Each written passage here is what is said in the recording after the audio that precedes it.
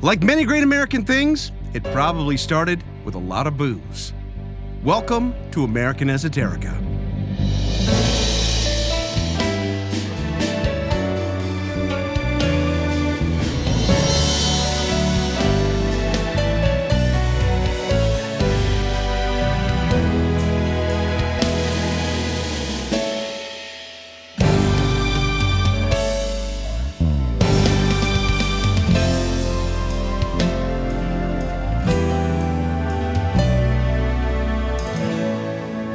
If history class gives you the Marco, this is the Polo, the essential stuff in between, the personalities, events, and other ephemera that shape our history and culture.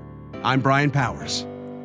Our capital city is a lot like our nation itself, a triumph of the human spirit over unyielding terrain, a monument to political involvement by the people assembled, and an indecipherable hodgepodge of ideas and cultures that somehow manages to hang together.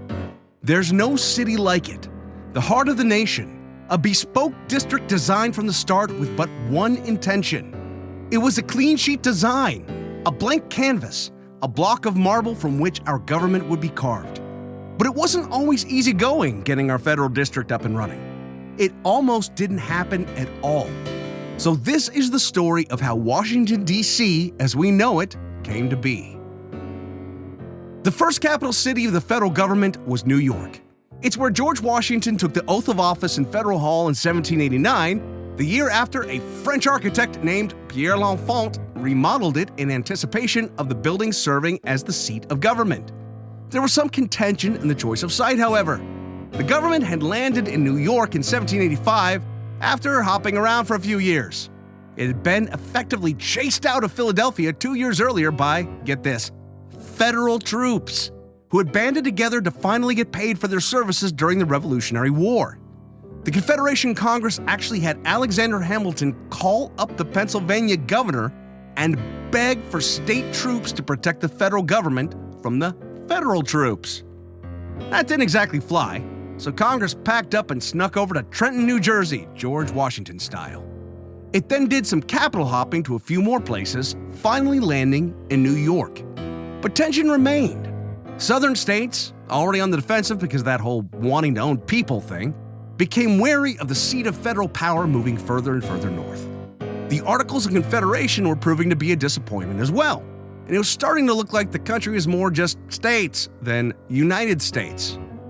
So it was against this backdrop, the delegates from a rapidly unraveling confederation returned to Philadelphia to put together something new, the Constitution. With an eye on the growing controversy over the capital, the framers included a provision among the enumerated powers of Congress to exercise exclusive legislation in all cases whatsoever over such district, not exceeding 10 miles square, as may by session of particular states and the acceptance of Congress become the seat of the government of the United States. There, that'll fix it. At first, many thought it would wind up somewhere close to Philadelphia. After all, why not put it near the place that served as the largest financial, cultural, and population center in the country? Oh, you thought it was New York? Not back then, baby. But then the South started their usual complaining. Philadelphia wasn't far enough south. The capital needed to be more centrally located for their tastes. And by centrally located, they really meant more south central, where they could keep an eye on it. Slavery was a difficult issue from the beginning, and the South was always on the defensive that Northern influence would curtail its beloved and stupid and horrible institution. Somebody kept pushing the idea that the Potomac River was an ideal location since it could be a large port with particularly strong access to rivers running inland. Somebody was overselling the desirability of the Potomac just a skosh, a Virginian by the name of James Madison. Alexander Hamilton, for his part, wanted the federal government to assume the war debts of the several states to further national unity.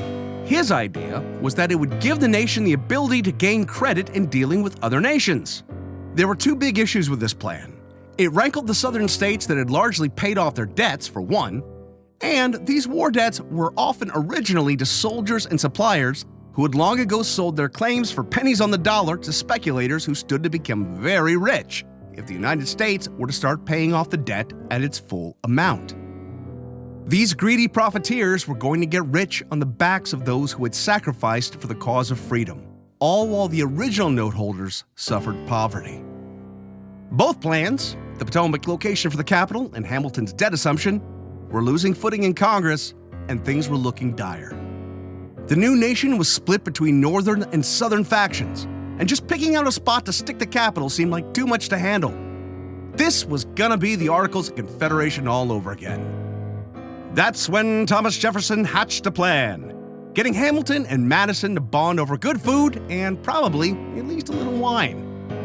Now, the truth is that there were already negotiations in play to finalize at least one of these proposals, but Jefferson still saw an opportunity to use a little social lubrication on the wheels of power.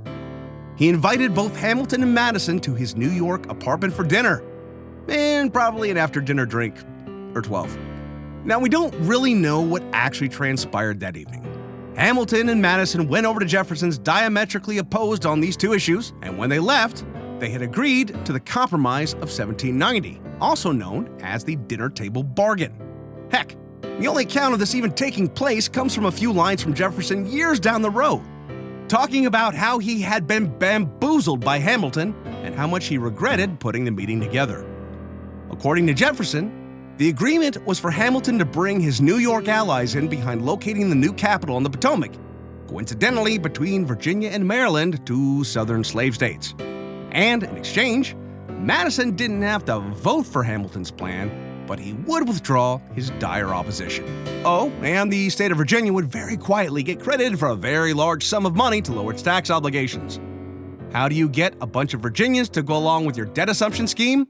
You bribe them. To get everything passed, Hamilton also cut a deal to where the capital would revert back to Philadelphia for 10 years while the new one was being set up. Even though we don't really know what happened around that dinner table, there's one thing that was almost certainly there in abundance: wine. Jefferson was a huge connoisseur of the stuff and famously blew a quarter of his presidential salary on it. In fact, by his own accounting, he purchased 20,000 bottles of wine during his presidency. He swore to only drinking 3 or 4 glasses at dinner, but come on. He's got 2 founding frenemies at loggerheads there at his New York apartment, and they all come out all happy and smiley with a compromise that has ripple effects even today? Nope, you know it. I know it. Everybody knows it. They hammered out a plan after getting hammered. The effect of the dinner was immediate and consequential. Congress passed the Funding Act of 1790, assuming all state debts nationally, and the Residence Act, giving George Washington the honor of choosing the exact site of the capital city on a site along the Potomac River. And that's a story for another time. Assumption of the debt also managed to provide exactly what Hamilton was seeking: credit for the United States to raise money from foreign governments. So the short version is that 3 men went into a room for dinner and drinks. And as a result, we have a national debt and a capital located in the middle of a swamp. It may be the most consequential dinner party in all of history.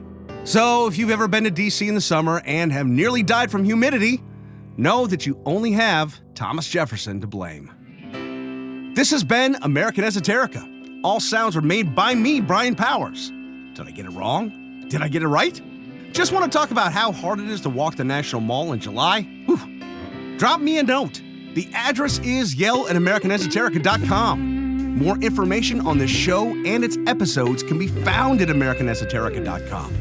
Thank you for listening, and God bless America.